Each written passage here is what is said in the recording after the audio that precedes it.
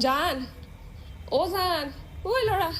ভাত হ'ল ধুনীয়াকৈ তিয়ঁহ আৰু বিলাহী চালাড কৰি দিওঁ এয়া খাই যাওঁ ভাতৰ লগত হ'বনে ভাত চালাড একো খাবলৈ সময় নাই দে আৰে পটককৈ হ'ব পটককৈ হ'ব ই আকৌ আজি খালী পেটে যাব নেকি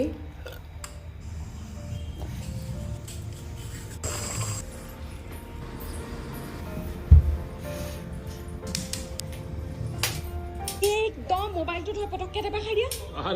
কৰি দিয়া ভেৰি গুড এগৰ আহে দিছোঁ